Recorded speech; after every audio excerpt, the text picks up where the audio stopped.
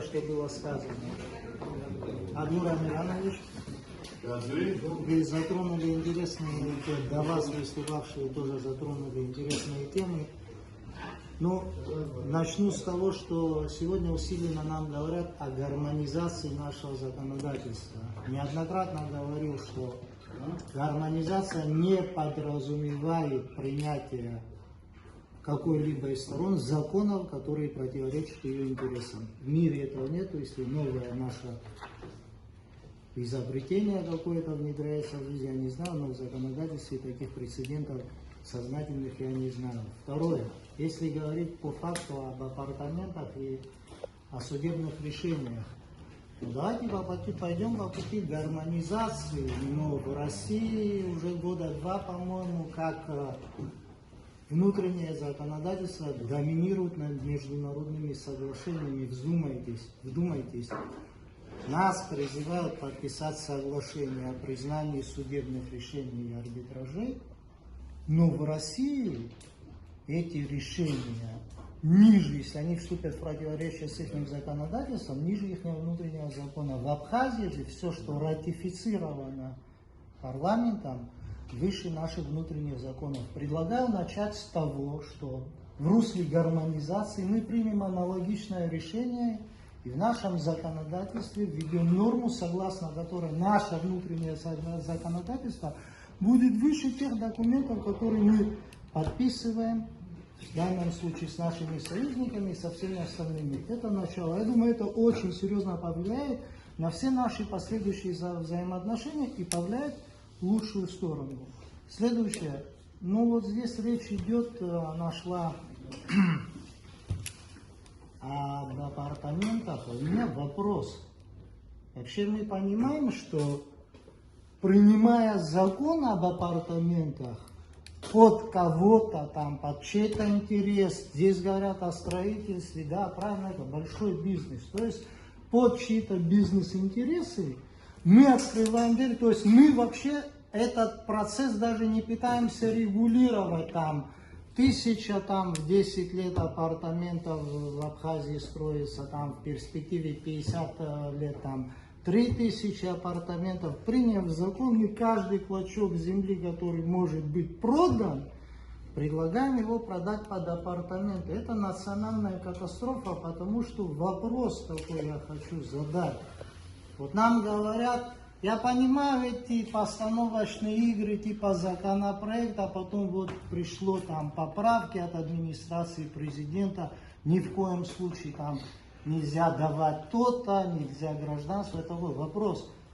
Когда мы позволяем людям строить апартаменты и при этом признаем их собственниками, вот еще раз подчеркну, мы собственниками этих апартаментов признаем? Да. А вопрос, апартаменты находятся в Абхазии? Да. Он имеет право, собственник, проживать здесь? Да. Он становится жителем этой страны? Ну да, конечно.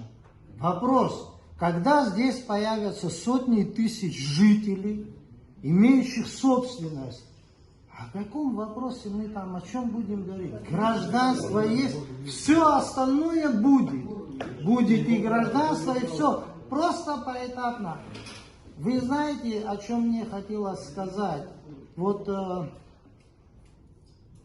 это, я не знаю, аналог, вот такое впечатление, неправильно говорить, вот за 10 лет работы моей в парламенте, это не впечатление, это устойчивое убеждение, что разработана программа по заселению Абхазии, и в этом наша вина, если мы не создаем условия в демографическом плане, в жилищном плане для своих жителей, для своих, мы давно уже можем в Абхазии строить по 2, 3, по 5 многоэтажек, 20-30 квартирных. На это всего 150-200 миллионов рублей. Не непосильная цифра для Абхазии. Сегодня молодые семьи, имеющие 3, 4, 5 детей, могли бы там длительную ипотеку или на каких-то льготных условиях получать. Мы этого не делаем, мы не делаем другого, мы не делаем третьего. Но со времен Сергея Васильевича, со времен признания Абхазии эта программа в том или ином виде навязывалась нам извне. Но и Сергей Васильевич, и Александр Златинскович, и Рауль Джункович имели мужество, и парламенты всех тех периодов, о которых я говорю, имели мужество не рассматривать эти документы, отказываться от них. Сегодня вот непонятная ситуация, да, сперва возникает эта тема, начинаются стройки, выделяются земли, подписываются документы, там в Цандрыпще кто-то стоит и уже призывает покупать, потом мы его выдворяем, он мошенник, его сажать надо, что вот здесь апартаменты строятся, цены называются, все. Все это сперва делается, а потом возникает законопроект в парламенте. Ну, это как демонстрация обществу, что парламент не имеет своего мнения, что это как бы не независимый орган, там нету добросовестных депутатов, там нету спикера, там нету вице-спикеров, председателей комитета и так далее. Также не бывает, что сперва все бумаги оформляются, выделяются земли, создаются проекты, а потом принимаются законы. Я думаю, здесь неправильный подход, и в парламенте достаточно ответственных людей, и они прекрасно понимают. Во-первых, мы когда говорим все-таки о том, что это будет, а кто знает вообще, что это будет, что нам рассказали о каких-то цифрах. Но принимая закон, вы понимаете, что ограничить там тысячами апартаментов, там 1000-2 там на 50 лет в строительстве мы не можем. Закон открывает двери полностью. Но в каких-то прибылях говорят. Кстати, интересная тема, да, 300 миллионов в год. Вот я посчитал, я повторяюсь, недавно в одной из передач, на, как называют это, такое частное телевидение, или, извините, да, я говорил об этом. Вот в Сочи, Монтеру, у Ткачева забирают по суду судебные тяжбы, Сириус как бы осуживает. Там тоже эта тема неоднозначная. Я хочу вас проинформировать, что арбитражные суды это в открытом доступе в России завалены исками с требованием признать апартаменты жилыми помещениями. И в России сейчас возникает законодательная инициатива, вот это же было создано как обход запрета на строительство жилых комплексов в охраняемых зонах. Ну, дошло до них, да, что это все большая коррупционная схема. Они сейчас будут поднимать вопрос в Госдуме о запрете. Ну, как раз созрело, видно, наше общество для того, чтобы вот эти грязные схемы принести сюда.